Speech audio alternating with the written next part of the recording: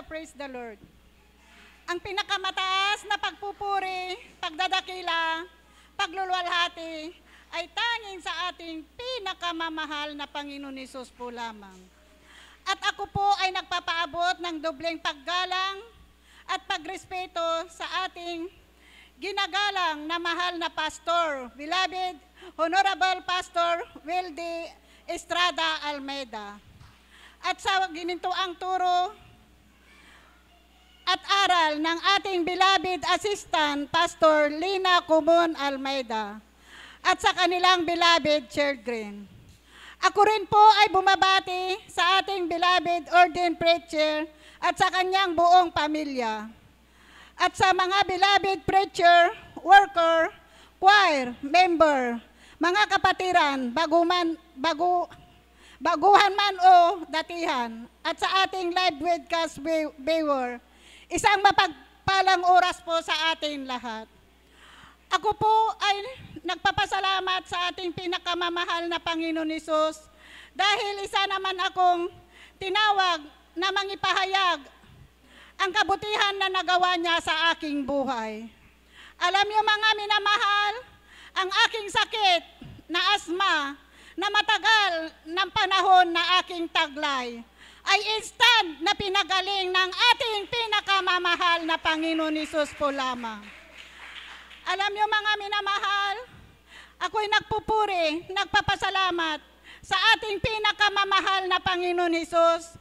Alam niyo mga minamahal, kaya lumaki ang aking pananampalataya sa ating pinakamamahal na Panginoon Hesus. Alam niyo mga minamahal, baguhan pa lang ako noon. Napatunayan ko, mga minamahal, na yung plansa na dumikit sa aking kamay ay hindi ko nabanggit agad ang hallelujah. 3 beses na binanggit ko ang Allah, Allah, mga minamahal. Pero nung naisip ko, ang hallelujah, praise the Lord, bumagsak agad yung plansa, mga minamahal.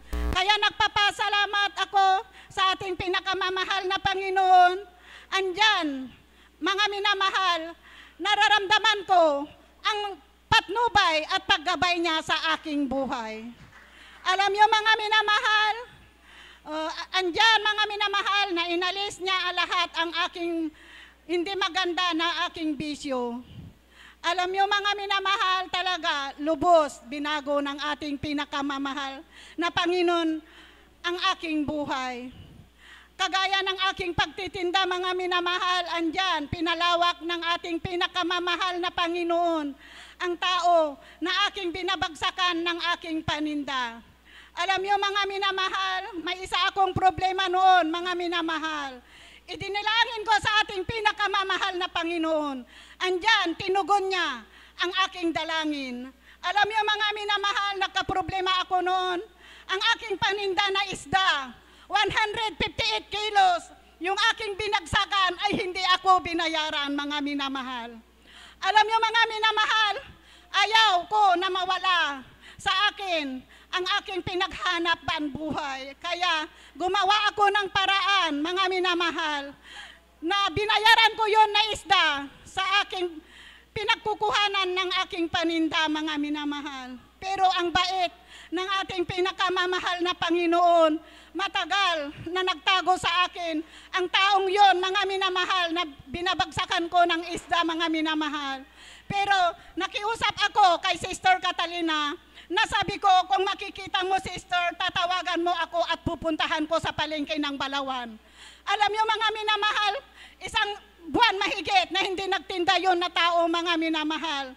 Isang araw, tanghali, mga minamahal, 12:00 na ng tanghali. Tumawag na ang sister na andyan na yung tao na aking sisingilin, mga minamahal. Nagpunta agad ako, mga minamahal. Pero andyan, siya pa ang magalit, mga minamahal. Nagsusumamo ako sa ating pinakamamahal na Panginoon dahil malaking halaga yon, mga minamahal. Kaya sabi ko sa ating pinakamamahal na Panginoon, Panginoon Hesus, aplusin mo ang taong yon na ako ay babayaran, sabi ko, mga minamahal. Gumawa ng ating pinakamamahal na Panginoon ang tumulong sa akin na tao, mga minamahal na tao ng munisipal ng Balawan, mga minamahal.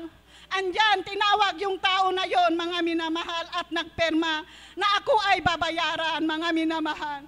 Kaya nagpapasalamat ako sa Panginoon Hesus dahil andyan, hindi niya ako pinapabayaan, mga minamahal. Yung aking dalangin ay kanyang tinugon, mga minamahal. Nagpapasalamat ako, nagpupuri sa ating pinakamamahal na Panginoon Hesus. Hindi man ako palagi naglilingkod sa Kanya, pero andyan, nararamdaman ko ang patnubay niya sa aking buhay, mga minamahal. Kaya hanggang dito na lamang, lahat ng kapurihan at pagsamba ay sa ating pinakamamahal na Panginoon Hesus po lamang. Amen. Purihin po ating pinakamahal na Panginoon Kristo.